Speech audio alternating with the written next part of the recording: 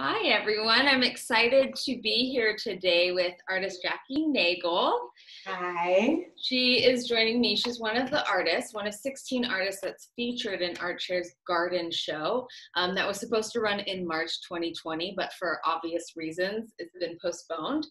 And so it's going to run in our gallery space and online until the end of the month. And we're just excited to have you here, Jackie, to talk about your artwork and Thank you. talk about the show. So I'm excited to be here. Yeah, thanks. So is this the first time you've hung your work at ArtShare? Yeah, and it's actually been a goal of mine since I was in high school to show with ArtShare. So I was super excited to be included. No way. How did you hear about ArtShare? Just like a young artist, honestly, on Instagram looking for sick artwork, and like your Instagram page showed so many cool artists. So since then I was following you. Thank you. That's so flattering. Yeah. Well, your work just jumped off the page. When we were going through submissions, your work was so powerful and so beautiful. And the size of your pieces, I think, is going to be like really missed in the virtual space, because they require so much attention. They're so vivid. They're so beautiful.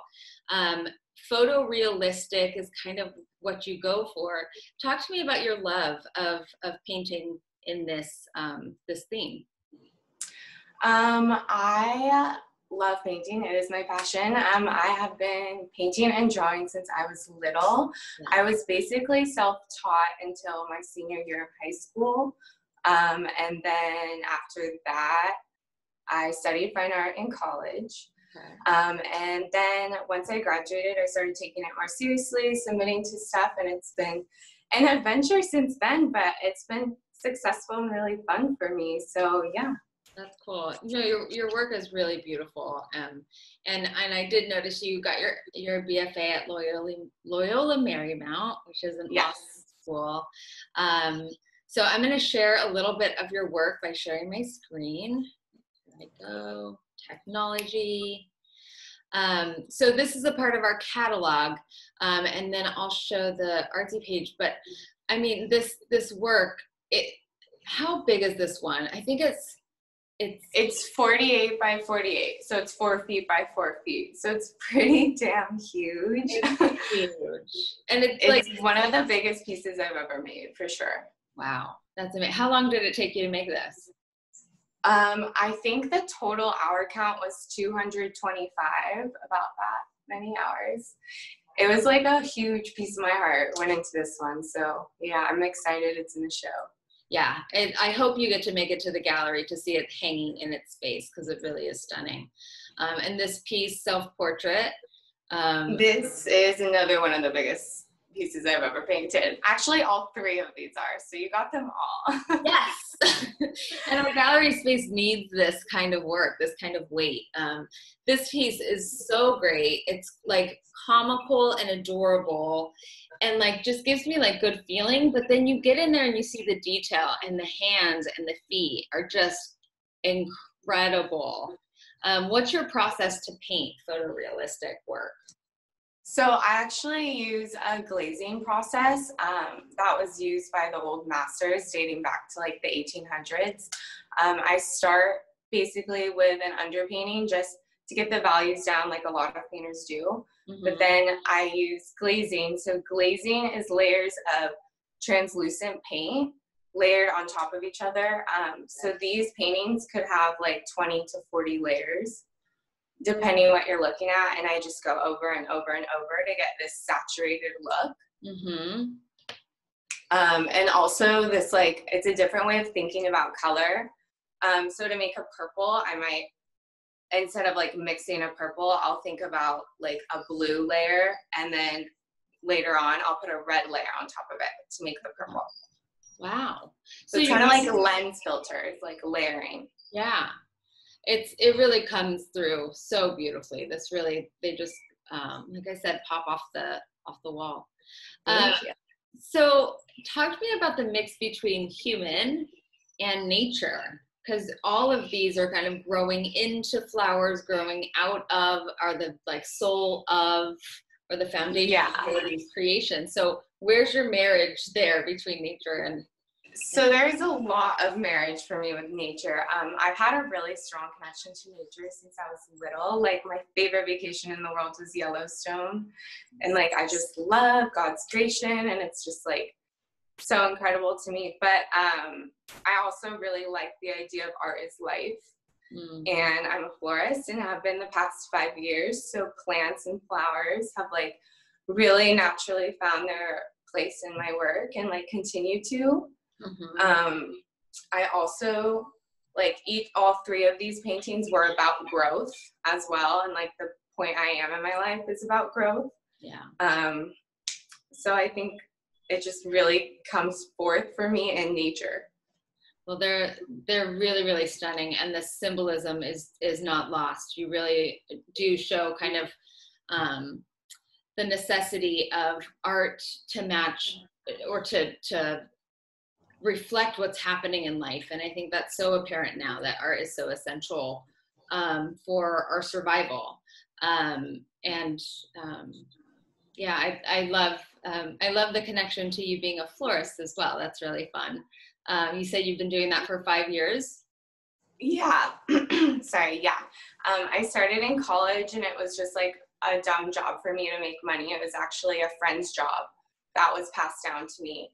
And then I fell in love with it. Honestly, I felt like it was each flower was like a little painting I was putting together. It kind of felt almost easier than painting because these creations were already made and I just had to assemble them, where painting is from scratch and you like put it all together on canvas, but from scratch the flower, from scratch the figure I paint, you know what I mean? Yeah. So it was almost like faster relief for me. Like what I strive for when I paint, what I'm looking for in my soul, I like get that same relief in my brain when I arrange flowers. And it has been so fun for me. And I feel like my business has kind of been set apart because of my art background. I like go about arranging flowers differently than traditional florists. So it's been really cool. I mean, so you kind of approach it from a sculptural point of view. Exactly. It's truly been like sculpture for me, and I'll like spray paint flowers and like, it's so fun. Fun. I would love to see your work. Oh, it's so fun. Let me share, because you do have a YouTube channel that you just started during the pandemic in an effort to, 1, stay busy, 2, grow your business, right? Yes. And 3, share kind of some of what you've learned. So the YouTube channel is called Petal Drip. Yes. And I won't play it all, but she really does do like these really adorable just tutorials on how to build. Oh, you get fancy with that foam. You get all fancy with your the floral foam. We're professional over here. I love it. Okay, challenge accepted. This is great. And I see how you almost mimic or marry it with one of your pieces behind it. Yeah, you just gotta fill up the space. Shameless plug. Nice. It's like, it's prettier than what was back there. Right, exactly. Well, is there anything else you want to share about your practice? I love your Instagram page. Scrolling through here really gives like a lot of the ability to see the scale of the piece and kind of your process photos. But yeah, anything you want to share? I guess the only other thing I could really think of that's like pretty crucial is like the collage aspect of my work. I photograph all my work myself, but a lot of like the ideas come from a collage point of view. A few of them were actually hand collages that I had like cut from paper and like made and actually really liked and then decided to paint. And then a few were digital collages. So I really like the idea of like blending realities also onto canvas. That's really powerful for me. Yeah. So it doesn't look like cut paper anymore, you know what I mean? Yeah, absolutely. But that definitely helps me like map out a lot of my pieces. Do you find that sometimes that's the art as well, or is the painting? Definitely. Yeah. Now that I recently got an iPad and it's like changed my life, actually, especially as an artist, with the stylist and everything. But now I'm like able to collage so much faster, and I like made 3 collages on my iPad last week, and I'm like so excited to post them. And I just feel like I can crank out work a lot faster because of it, and then I can like try so many more things, and then what I'm obsessed with, then I can bring to canvas if I feel like it's something that actually makes it more powerful, or something like, so that's interesting. Like it gives you a chance to kind of play around before you commit it to canvas, because like you said earlier, 225 hours of time spent on canvas versus enjoying and playing. You want to make sure you're gonna like it before you dive into something, right? Like that. Exactly.